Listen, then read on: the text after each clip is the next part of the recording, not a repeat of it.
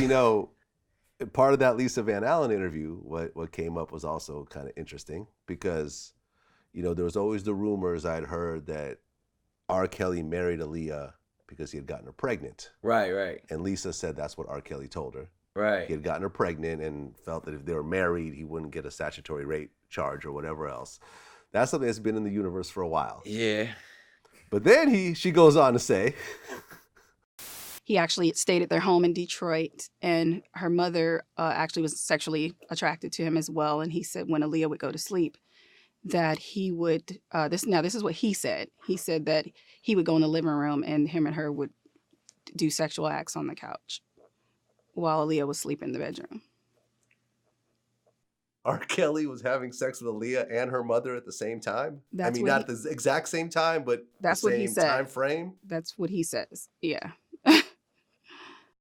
Okay, yeah, it's too soap opera for me, man. I like, to me, it just, I think, I'm gonna go to this place. Probably one of the reasons that we all did turn a blind eye is because it sounds so far-fetched. Like, I didn't believe it. I said, like, even like what you just, that sounds hard to believe to me. Like, it just, but then it's like, well, if this happened, why didn't this happen? Like, if somebody told me that one of R. Kelly's band members let him pee on his daughter and continue to work with him, man, fuck out of here. That would never happen. And like, I can't. But there you have it. But even that's why I wrote that long ass essay and kind of had, a lot of revelations myself. I'm like, man, wait, I'm out here in the den of iniquity, and we just sitting around allowing sexual predators to do this, and we not saying nothing. Like, at least I'm guilty. You know what I mean? I'll stand up and be like, man, I can't be on my soapbox about all the other social injustices and then don't speak up for when black girls are being mistreated and women in general. Like, come on, man. Like, you can't. That's hypocrisy at its greatest. So, well, let me put it like this, and this is really my theory when it comes to this, as someone who's interviewed people that are related to situations like this. For example, like with Lisa Van Allen, at one point she stole one of the videotapes, right, and sold it back to him for $200,000. Right. She claims it's not extortion, but I mean, when you take someone's property and sell it back to them, didn't she say she didn't ask for the money? They offered that. Exactly, because you legally have to say that, or else you're admitting to extortion, which is a felony.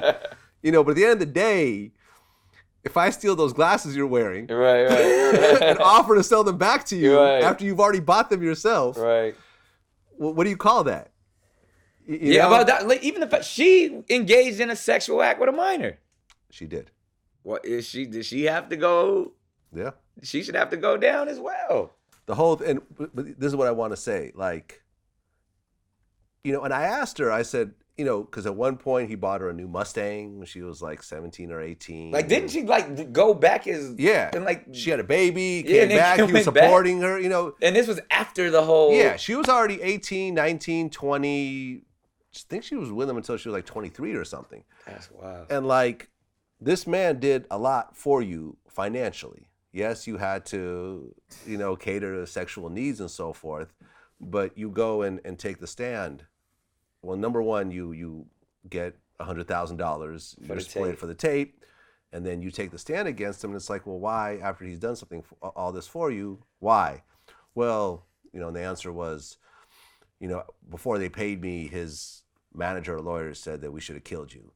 And once they threatened my life, then at that point. But it's like, yeah, someone who steals from me, I want to kill him too. I mean, I may not actually do it, but but like, that's what I'm saying. Everyone's got their hands dirty. In this shit. You actually, and because I've been in the world, I've been around these people, and it goes back to my theory on access to excess and the fact that we just allow these artists, celebrities, stars, whatever we want to call them, but he couldn't do this stuff by himself.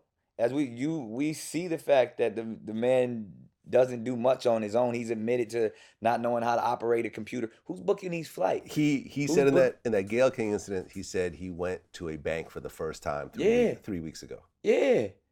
And didn't know how to get out his money that he got in there because he didn't want to admit that he had none. He's like, I got hundreds of thousands. I just don't know how to pull it out. But the man can't read though. But that's like, so who's booking the travel for these young girls? Right. Who's Yes, not him. Who's threatening where are these bodyguards that were threatening these families and these young girls to allow this molestation to go on? Everyone's hands are dirty, from his to the parents to the to the entourage, to the girls to a certain degree also as they get older. You know what I'm saying? Like everyone. I mean, not the children. Not the children, but as the girls get older and but they're already damaged. Yeah. Like that's when I look at those two girls sitting there that have been that were pawned off by their parents. Yep.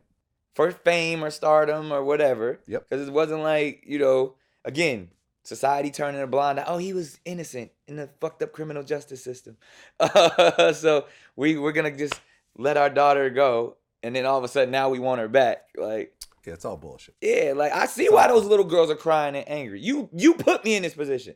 You allowed this man to brainwash me. Hey, man, listen, how many mothers say, girl, go get you a man with some money? When you marry, I mean, that's like one of my favorite films. Money. What's Love Got to Do with It? With Ike and Tina.